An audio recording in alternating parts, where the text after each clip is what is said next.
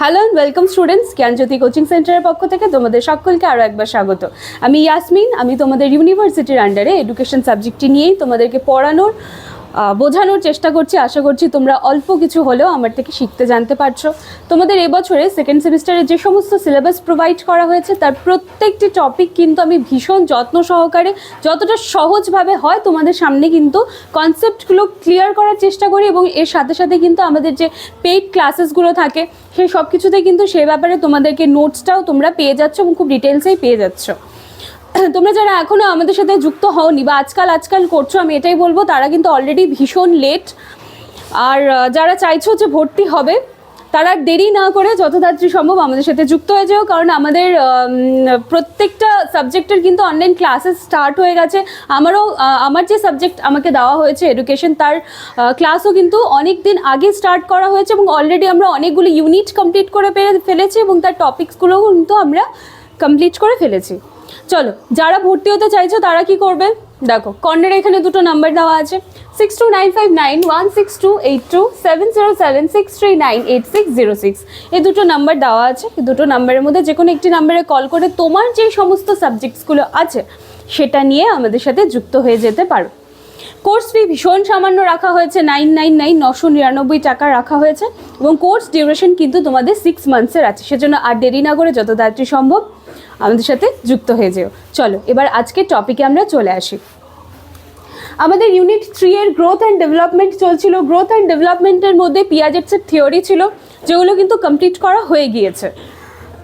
আচ্ছা, এর সাথেই আছে এরিকসনস থিওরি অফ সাইকোসোশ্যাল ডেভেলপমেন্ট। এটা নিয়ে আজকে আমরা আলোচনা করব। চলো তাহলে এটা নিয়ে আমি একটু আলোচনা করি। দেখো, এখানে আমি একটু লেখার চেষ্টা করেছি। আমি প্রথমে একটু বলে নিই যে মনোবিশ্লেষক এরিকসন, ইনি এই যে মনোসামাজিক যে বিকাশ, এই মনোসামাজিক বিকাশের যে পর্যায়, এই তথ্যটা দিতে গিয়ে সেই পর্যায়কে কিন্তু 8টি স্তরে ভাগ করেছিলেন। সেই পর্যায়কে কিন্তু 8টি স্তরে ভাগ করেছিলেন। এই 8টি স্তরের কথা এবার আমরা আস্তে আস্তে আলোচনা করব।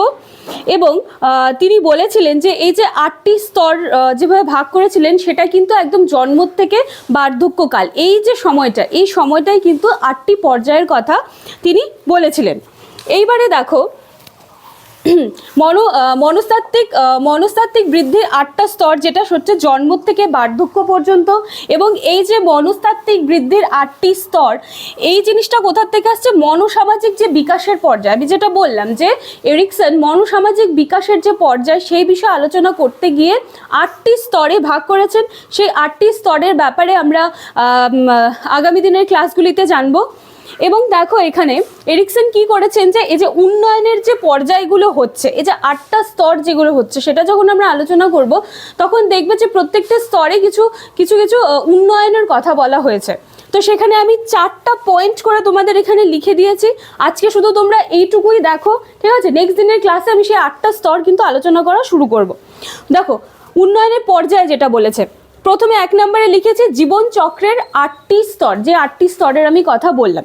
এটা কি বলছে যে এরিকসন বিকাশের যে পর্যায়গুলো আছে সেখানে মানুষের যে পুরো জীবন চক্র, সেই জীবন চক্রকে 8টা জীবন চক্রের 8টা সময়কালের কিন্তু বর্ণনা করেছেন, যেটা নিয়ে আমাদের নেক্সট দিনের টপিক থাকবে। প্রত্যেক দিনে আমি একটি করে স্তর আলোচনা করব তোমাদের সামনে। এরপরে দেখো, প্রাপ্তবয়স্ক হলে বিকাশ থামে না। হ্যাঁ, উন্নয়নের পর্যায়ে 2 নম্বর পয়েন্ট। তার মানে একজন ব্যক্তি যখন প্রথমে সে বাচ্চা থাকছে, শিশু থাকছে, সেখান থেকে আস্তে আস্তে সে যখন প্রাপ্তবয়স্ক হচ্ছে, তার মানে কিন্তু তার বিকাশটা থামছে না। এবং আমরা এটাও দেখেছি যে জন্ম থেকে বার্ধক্য পর্যন্ত কিন্তু চলছে। তো এটা হলো তোমাদের 2 নাম্বার, এটা 1, এটা 2। এবার 3 নাম্বার হচ্ছে বিকাশের প্রত্যেকটি পর্যায়ে কিন্তু কেন্দ্রীয় সংকট। এবার দেখো, কোনো একটা স্তরে মনে করো বিকাশ হচ্ছে, যদি আমি 1 2 3 4 করে বলি, মনে করো যে 4 নম্বর স্তরে গিয়ে আমার বিকাশ হয়েছে, কিন্তু আমি সেটা 3 নাম্বার স্তরে সেটাকে সেই জিনিসটার উপরে ভালো করে কাজ করলে তবে সেটা কিন্তু 4 নাম্বারে গিয়ে সেটা আমার বিকাশ লাভ করবে। এমন তো না যে একেবারে 1 থেকে লাফ দিয়ে একেবারে 4-এ গিয়ে সেটা বিকাশ লাভ করছে, কখনোই না। প্রত্যেকটা স্তরে আস্তে আস্তে আমরা কিন্তু ডেভেলপ করতে করতে যাব, সেজন্য বলা হয়েছে। এবং প্রত্যেকটা স্তর কিন্তু খুব গুরুত্বপূর্ণ ভূমিকা রাখে। কোনো একটা স্তরে যদি তোমার বিকাশটা ঠিক মতো না হয়, পরবর্তী স্তরে কিন্তু সেটার প্রভাব আমরা দেখতে পাবো না। এবং দেখো ঠিক পরের পয়েন্টে এই ব্যাপারটাই বলা আছে যে প্রতিটি পর্যায়ের সাফল্য পূর্ববর্তী পর্যায়ের সফল হওয়ার ওপর নির্ভর করে।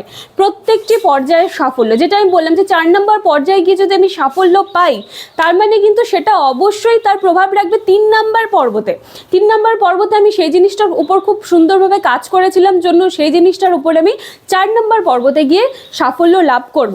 তো আজকে শুধু তোমাদের এরিকসনের 8টি স্তর এবং উন্নয়নের যে 4টা পর্যায় নিয়ে আলোচনা করা হচ্ছে সেটা আমি একটুখানি তুলে ধরলাম, এবং আগামী দিনের ক্লাসে এই যে 8টি স্তর, এই 8টি স্তর, তার প্রত্যেকটি স্তর কিন্তু আমি একদম ডিটেলসে তোমাদের সামনে আলোচনা করব। আজকের ক্লাস এইটুকুই থাকছে। আজকের ভিডিওটা ভালো করে দেখে নেবে, ঠিক আছে? কারণ আজকে জাস্ট একটুখানি এরিকসনের থিওরিটা কি অনেকেরই হয়তো একদমই অজানা ছিল, তো সেটা একটুখানি ক্লিয়ার করে নাও। তারপরে নেক্সট দিনের ক্লাসে আমরা 8টি স্তরের প্রত্যেকটি স্তর একদিন করে আলোচনা করবো। চলো, আজকের ভিডিওটি ভালো লাগলে লাইক, কমেন্ট, শেয়ার, সাবস্ক্রাইব করে দিয়ে আমাদের পাশে থাকবে। Thank you.